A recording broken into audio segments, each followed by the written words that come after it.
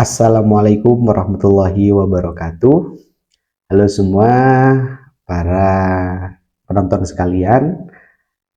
Lama tidak berjumpa dengan saya Muhammad Subromulis atau Mas Oye ya. Dimana kalau kemarin-kemarin di awal channel YouTube saya banyak sekali memberikan edukasi-edukasi tentang perawatan luka.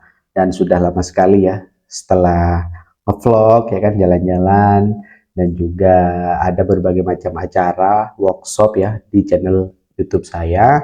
Maka pada kesempatan kali ini saya ingin kembali ya, ingin menyampaikan edukasi-edukasi tentang perawatan luka. Nah, saya ingin bercerita terlebih dahulu kenapa kok saya rasa sangat penting nih untuk memberikan edukasi tentang perawatan luka.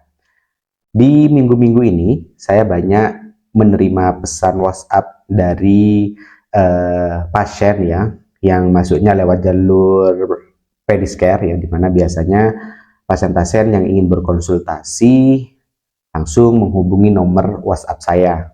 Nah, maka dari itu di kesempatan kali ini saya akan menjawab beberapa pertanyaan-pertanyaan yang sudah masuk di nomor WhatsApp saya.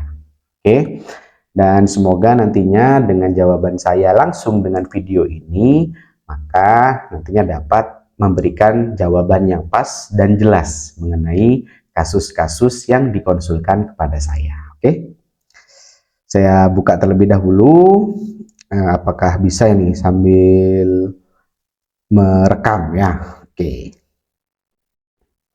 Oke, ini dia pertanyaan yang kemarin masuk ke nomor WhatsApp saya. Oke, Assalamualaikum. Mohon maaf, dok, saya ingin bertanya mengenai luka saya. Kaki saya luka seperti ini karena 3 hari yang lalu jatuh dari motor. Oke, terus aku obatin pakai salep tiap hari. Apakah saya lanjut pakai salep tersebut atau bagaimana ya? Saya tidak akan menyebutkan salepnya. Oke. Selanjutnya saya jawab, Waalaikumsalam, untuk luka sudah berapa hari dan selama ini apakah luka itu ditutup atau dibuka ya? Jawabannya dari pasien tersebut sudah 4 hari sekarang ya, dan juga selama ini dirawat dengan cara terbuka. Oke. Baik, saya akan tampilkan fotonya ya, ataupun kasusnya, di mana ini memang kasus-kasus yang sering terjadi saat kita naik sepeda motor lalu terjatuh dan letak lukanya berada di lutut. Nah, ini dia. Oke, yang ingin saya jawab yang pertama adalah luka tersebut sudah 4 hari, di mana untuk 4 hari ini memang masih terasa nyeri, panas, bengkak, ya kan, kemerahan. Itu adalah proses yang wajar ya. Apalagi biasanya lututnya sulit untuk digerakkan. Oke, itu adalah hal yang wajar disebabkan adanya trauma pada jaringan luka tadi. Oke, jelas. Nah, yang kedua adalah tentang perawatan terbuka. Nah, secara teori memang disarankan luka tersebut harus ditutup. Kenapa? Karena luka terbuka ya menyebabkan jaringan kulit terbuka ataupun terputusnya jaringan kulit sehingga dia terbuka. Nah, kenapa harus ditutup? Untuk menggantikan fungsi kulit, untuk melindungi jaringan-jaringan yang ada di bawahnya. Oke, itu dia jawaban saya yang kedua. Selanjutnya, bagaimana proses perawatan yang harus kita lakukan? Oke, kemarin di video saya ya, tapi sayang videonya sudah saya hapus ya. Jadi proses perawatan itu ada yang namanya 3M. Oke, 3M itu adalah yang pertama mencuci luka, yang kedua membuang jaringan mati, yang ketiga adalah memilih balutan yang tepat. Oke, kita mulai dari M yang pertama, mencucinya. Pada dasarnya, mencuci adalah proses awal yang harus dilakukan dengan memakai cairan-cairan steril. Contohnya adalah NaCl ya.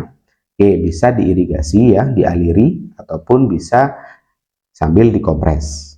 Oke, selanjutnya saya sarankan adalah untuk memakai yang namanya antiseptik. Di pasaran sudah banyak antiseptik yang dijual ya. Contohnya ada Kilbak antiseptik, ada silver spray, ada kandungannya hipoklorus asid ya, Teknodi ya, itu juga bisa dipakai untuk mencuci luka. Oke, jelas ya sampai di sini. Yang kedua yaitu membuang jaringan mati. Nah, untuk membuang jaringan mati ini, apabila teman-teman sekalian ataupun masyarakat sekalian kesulitan untuk membuang jaringan mati, jangan dipaksakan ya. Ya, setidaknya luka tersebut sudah dicuci ya dan dibersihkan jaringan-jaringan yang kotor ya. Dengan cara apa? Dengan cara mengusapnya. Nah, kalau dibawa ke puskesmas atau dibawa ke fasilitas kesehatan seperti rumah sakit ataupun klinik, maka biasanya akan dilakukan yang namanya debridement ya, atau mechanical debridement menggunakan pinset ataupun gunting ya untuk membersihkan jaringan-jaringan yang mati. Tapi kalau teman-teman semuanya ya, pasien-pasien semuanya dirawat secara mandiri, saya sarankan untuk tidak melakukannya karena itu butuh alat yang steril dan teknik yang baik. Oke. Ketiga. Oke. Nah, selanjutnya yang dibutuhkan adalah memilih balutan yang tepat. Oke. Memilih balutan yang tepat ini memang banyak sekali ya, salep, dressing, plester ya yang digunakan dalam perawatan luka. Nah, untuk kasus ini saya sarankan adalah silakan cari dressing yang oil base. Oke. Yang oil base berbahan dasar minyak. Contohnya adalah Metcovazine Salve. Oke, Metcovazine ini memang sangat baik karena kandungannya adalah zinc cream ya, dan bahan dasarnya adalah minyak. Nah, kenapa kok saya bilang minyak? Nantinya diharapkan apa? Diharapkan adalah ketika nanti pergantian balutan tidak terjadi perlengketan.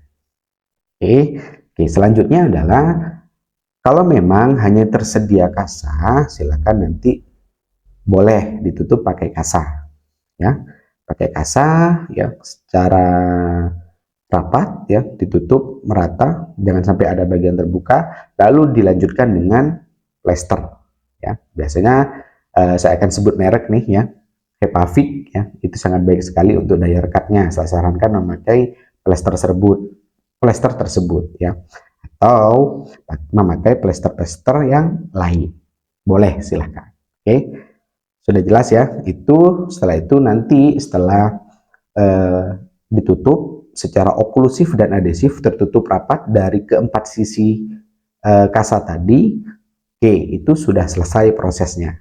Oke, nah selanjutnya adalah ketika selama proses perawatan jangan sampai luka tersebut terkena air ya. Saat mandi silakan dilindungi sebaik mungkin agar tidak terjadi basah terkena air. Oke, lalu selanjutnya kalau memang ada obat oral silakan boleh diminum obat oralnya. Kalau tadi pasien mendapatkan paracetamol dan juga asam mefenamat anti nyeri ya, tuh boleh silakan diminum. Nah, yang paling penting lagi adalah nutrisi ya, support nutrisi yang baik di mana nantinya tinggi protein juga kita konsumsi untuk mempercepat proses regenerasi sel. Itu sangat baik sekali nantinya untuk mempercepat proses penyembuhan pada luka. Oke.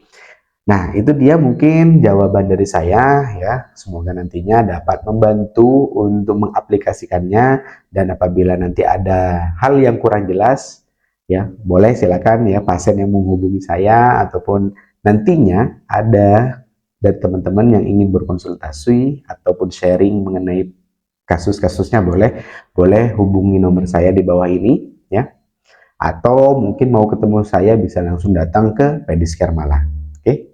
Oke, terima kasih sudah menonton video ini. Mohon maaf apabila ada salah-salah, ada hal-hal yang belepotan ya. Harap dimaklumi karena saya syutingnya malam ya, karena syutingnya malam dan juga menunggu anak-anak tidur, jadi biar lebih aman dan kondusif untuk membuat konten ini.